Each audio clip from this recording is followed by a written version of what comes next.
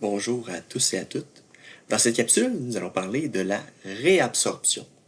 Ok, donc, dans les capsules qui ont précédé celle-ci, normalement, on devrait avoir compris, là, au moins un petit peu, la filtration.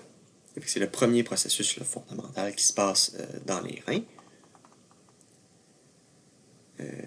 Filtration. Tout ça, ça se passait essentiellement dans le corpuscule rénal. Maintenant, on va sortir de notre corpuscule, on va vraiment se déplacer vers les tubules rénaux. Puis le premier processus qu'on va voir dans les tubules rénaux, c'est la réabsorption. Okay? Fait que là, pour faire un petit résumé, là, pour que vous compreniez bien où est-ce qu'on se situe, le filtrat sanguin est créé. Okay? Fait qu'on est sorti de notre membrane de filtration. Puis là, il y a beaucoup d'eau, beaucoup de sodium, il y a beaucoup d'éléments qu'on veut garder, qui se retrouvent dans ce filtre-là. En fait, le débit de filtration glomérulaire, en temps normal, c'est quelque chose comme 180 litres par jour qui est créé. Pourtant, on fait environ, ou en moyenne, 1,5 litres d'urine par jour. Fait que là, si vous êtes bon en mathématiques, en fait, pas besoin d'être très bon en mathématiques pour comprendre que 1,5 litres, c'est beaucoup plus petit que 180. Okay, fait qu'en fait, c'est parce qu'il y a 178,5 litres environ qu'on réabsorbe par jour. En fait, on dit que si on n'avait aucune réabsorption, en 30 minutes, on mourrait là, de déshydratation, on serait sec comme des raisins secs. Si on ne réabsorbait pas, en 30 minutes, on mourrait de ça. Okay, c'est super important, le processus de réabsorption dans le corps. On a parlé d'un réseau de capillaires qu'il y avait dans les néphrons. Fait qu'ici, c'était les glomérules. Un autre réseau de capillaires qui est super important, puis là, ça vaudrait même la peine là, que vous achetiez cette information-là dans votre cahier ou prendre une note de ça. Donc, il y a un réseau capillaire qui est ici dans le glomérule. Mais il y a un autre qui est super important aussi, c'est les réseaux ici capillaires péritubulaires. Puis en fait, c'est eux qui vont vraiment faire le gros travail de réabsorber. Je ne sais pas si vous voyez où est-ce qu'ils sont situés. Ils sont situés tout le tour ici de nos tubules rénaux. Tubule contourné proximal, l'anse de Henle et le tubule contourné distal. Ils sont tous enroulés là, de plein de petits capillaires qui sont les capillaires péritubulaires. Eux, leur rôle, ça va être de réabsorber le liquide qui va avoir filtré et de le rapporter dans la circulation sanguine. Okay, donc ici, ça va être plus veineux, là, qu'on va rapporter ce sang-là dans la circulation sanguine. Okay, c'est les capillaires péritubulaires qui vont faire la réabsorption. Puis, troisième processus, la sécrétion, c'est aussi les capillaires péritubulaires vont être impliqués.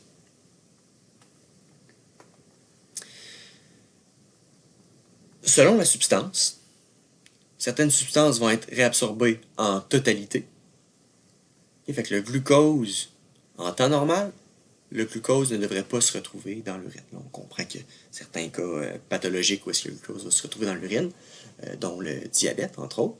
Les acides aminés vont être réabsorbés en totalité, et la même chose pour les vitamines. Il y en a d'autres qui vont être fortement réabsorbés, mais qui ne sera pas tout à fait 100%, donc c'est le cas entre autres des hormones. Puis après ça, qui ne sera pas tout à fait de 100%, mais qui va être un petit peu moins que 99%, là, il va y avoir l'eau et les ions qui vont être fortement réabsorbés, mais qui, ici, si on regarde le schéma de droite, là, une grande partie qui va être réabsorbée, mais il y en a quand même une petite partie qui va se retrouver dans l'urine. Finalement, il y a certaines substances, certains déchets entre autres, qu'on ne voudra pas réabsorber en grande quantité. Donc, l'urée, entre autres, va être réabsorbée en petite quantité. La créatinine, qui est un autre déchet qu'on va parler sous peu, là, elle ne sera pas réabsorbée du tout. Okay, fait qu'on va la filtrer, mais on ne la réabsorbera pas.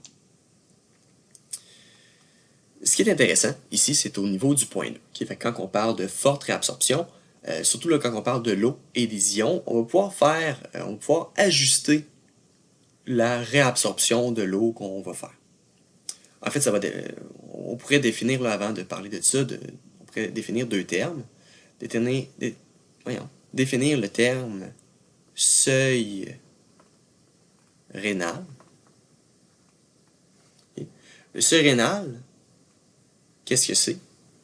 En fait, c'est la concentration plasmatique d'une substance qui peut circuler dans le sang sans qu'elle se retrouve dans l'urine.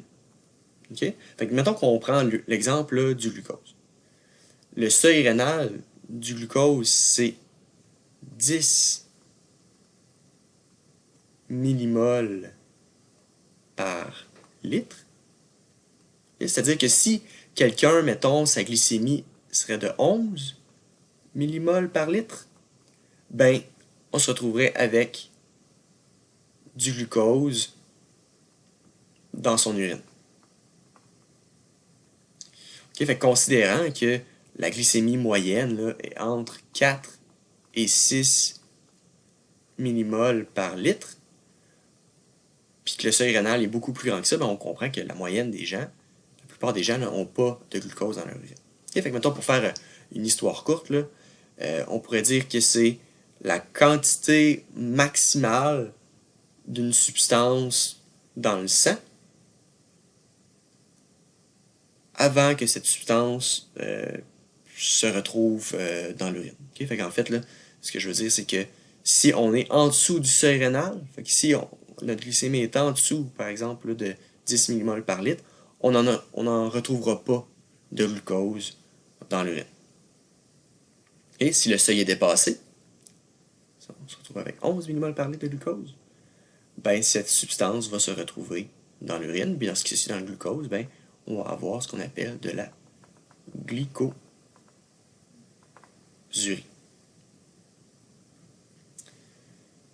Souvent, ce qui va faire, en fait, on pourrait définir un autre terme là, qu'on appelle le taux maximal de réabsorption. Taux maximal de réabsorption. Là, faites abstraction des schémas qu'il y a en bas. Le taux maximal de réabsorption, ce que c'est, en fait, c'est la quantité maximale d'une substance qui peut être réabsorbée dans une période de temps donnée.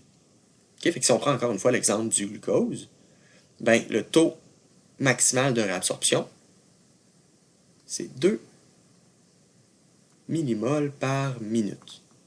Okay? Ça veut dire que dans les tubules rénaux,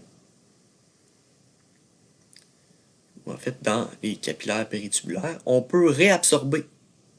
Fait qu'il y a 2 millimoles par minute de glucose qui peut retourner dans la circulation. Puis ça, ben, ça peut changer un petit peu. Puis en fait, j'aimerais que vous notiez ça là, à quelque part. C'est que le taux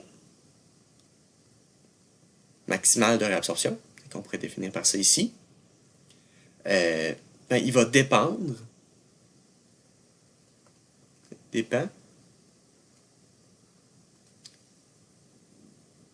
du nombre de canaux ou de transporteurs. Okay, donc disons ici, là, mettons qu'on a un exemple qu'on fait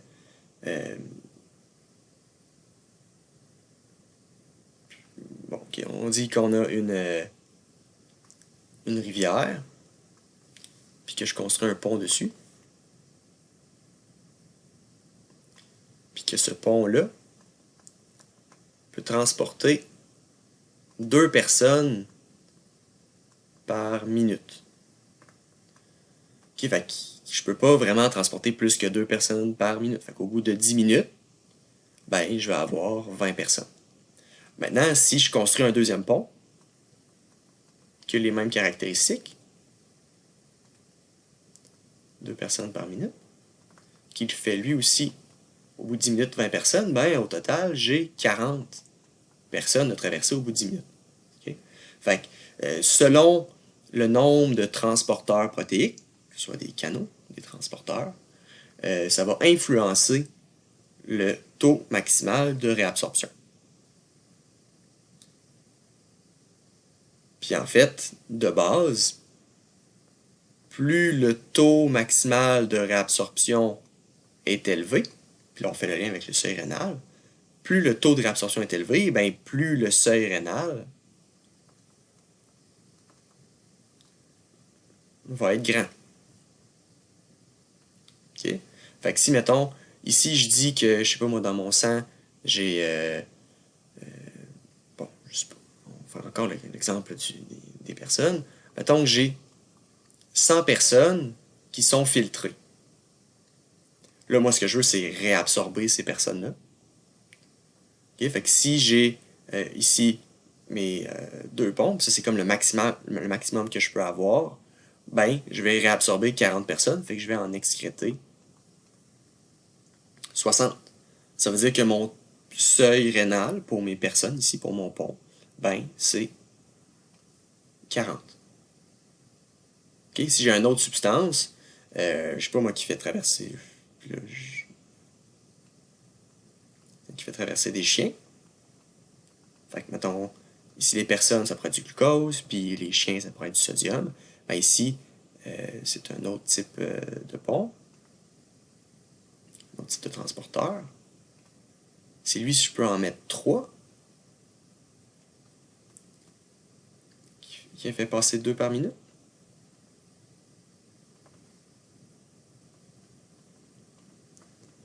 Par minute.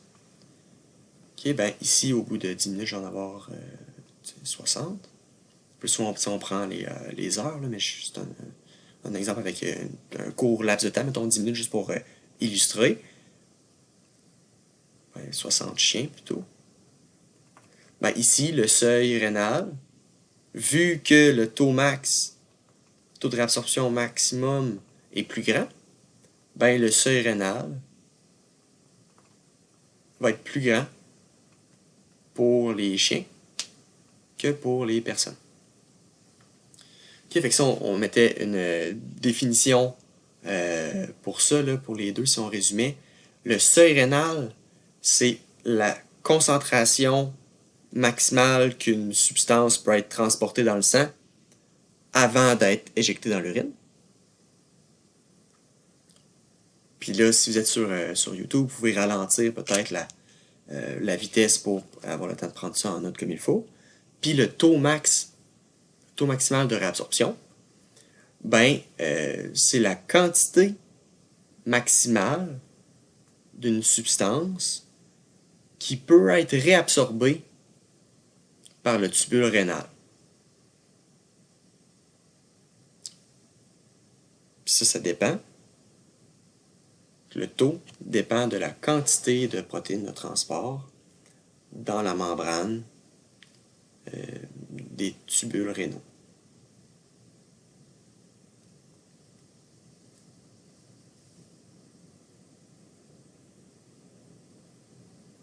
Okay. Fait que dans une prochaine capsule, on va parler de différentes hormones, encore une fois, qui vont influencer ce taux de réabsorption-là. Puis en fait, selon différentes situations, si on est en hypertension ou en hypotension, il y a différentes hormones qui vont être sécrétées, puis qui vont aller jouer justement sur ce taux de réabsorption-là pour augmenter ou diminuer la diurèse pour agir sur la tension artérielle.